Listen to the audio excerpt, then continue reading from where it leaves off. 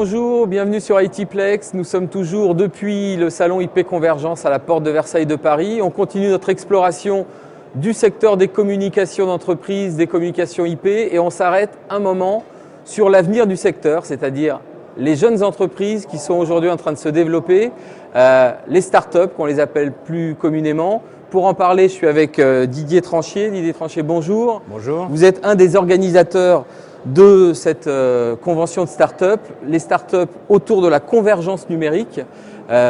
L'occasion pour faire le point avec vous de ce terreau de start-up françaises du secteur. Alors première question, est-ce que la France est un terrain favorable pour les start-up du secteur des télécoms et de la convergence numérique? Alors effectivement, la France devient de plus en plus un terreau d'innovation. Tout d'abord, si on refait juste un petit historique, on est arrivé un petit peu tard sur la libéralisation des télécoms, mais comme toujours, on arrive souvent un peu tard et on rattrape très très fort. La France est caractérisée aujourd'hui par deux choses. Le premier, c'est l'arrivée finalement des box dans toutes les maisons, qui fait que tout d'un coup, la maison devient beaucoup plus intelligente et en réseau. Et le deuxième, c'est l'intégration entre le téléphone mobile, le haut débit et tous les contenus médias qui aujourd'hui sont dans un monde qui est en très très très forte convergence. À travers ça, il y a également dans l'écosystème les écoles. On a beaucoup d'ingénieurs, beaucoup de gens avec une forte formation à la fois business et technologique qui fait que tout d'un coup, il y a un flux de plus en plus important de jeunes en particulier qui se lancent dans la création d'entreprises. Ces jeunes-là, ils n'ont pas de limite. Ils se disent que finalement, le monde est devant eux. Ils voient finalement que dans l'environnement, il y a un environnement qui a énormément changé. Les box n'existaient pas il y a 5 ans quasiment, et là maintenant elles sont présentes partout. Le téléphone mobile est fondamental, l'ADSL est devenue une exigence et même le gouvernement a estimé que ça faisait quasiment partie hier du service universel. Donc on est vraiment dans un pays en pleine transformation, en pleine explosion, dans lequel il y a de plus en plus de start-up. Alors essayons de dresser quand même une typologie. Vous êtes en train de nous dire que les box, donc effectivement initiées par Free et puis qui a été ensuite suivi par les autres opérateurs du marché, c'est un élément central finalement de la culture d'entreprise aujourd'hui chez les jeunes entrepreneurs du secteur. Est-ce qu'on peut dresser une typologie quand même des sous-secteurs sur lesquels ces startups se développent? Voilà, alors déjà je reviens sur le mot télécommunication.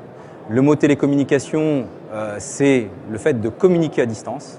Et donc aujourd'hui, finalement, que ce soit le monde du jeu, que ce soit le monde de la télévision interactive, que ce soit le monde de la création de vidéos, tout ça est en fait de la télécommunication.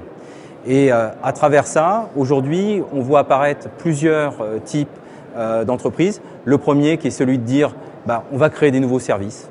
Des services justement vidéo, des services de contenu, mais à la fois sur l'Internet, sur le mobile. Et puis on voit apparaître des choses plus profondes qui s'appellent aujourd'hui l'Internet des objets, qui sont le fait de dire il y a ce qui se voit et ce qui ne se voit pas. Ce qui ne se voit pas, c'est aussi bien dans les maisons ou dans les entreprises, le fait que les télécommunications et l'Internet deviennent un soubassement à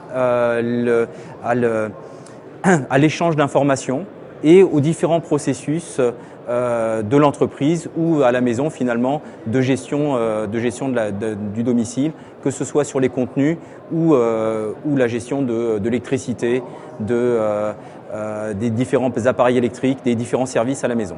Alors vous êtes en train de nous dire que finalement les startups qui travailleraient sur de l'infrastructure se sont complètement effacées et qu'aujourd'hui ce qui est important c'est ce qu'on va mettre dans les tuyaux plutôt que le tuyau lui-même. Alors du côté, il reste l'infrastructure. Si on reprend là où nous quelques bases, quand on regarde aujourd'hui un PC, il est étonnant de voir que sur un PC, il existe plusieurs réseaux.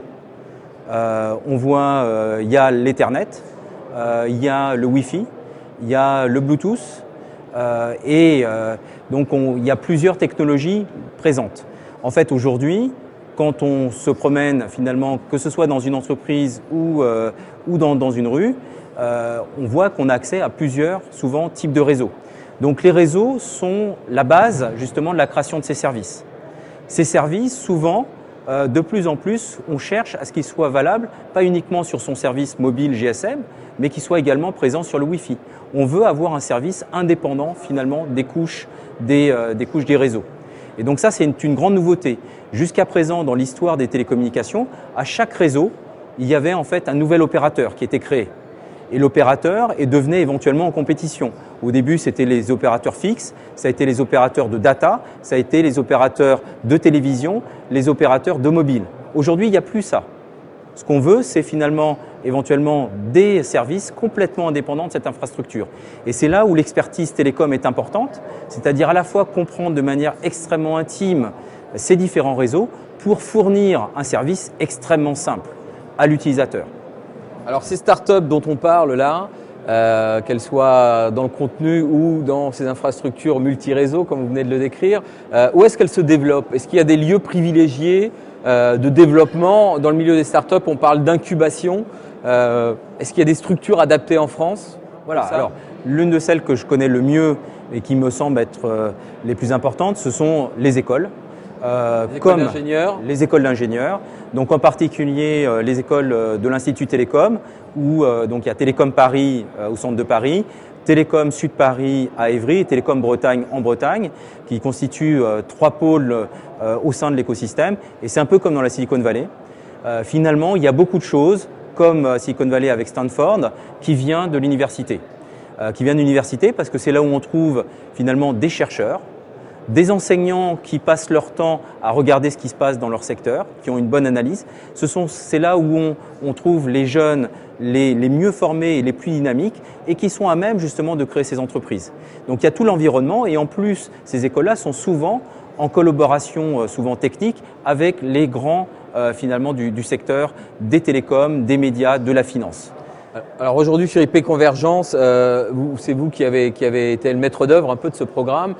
Vous avez réuni combien de startups de ce domaine élargi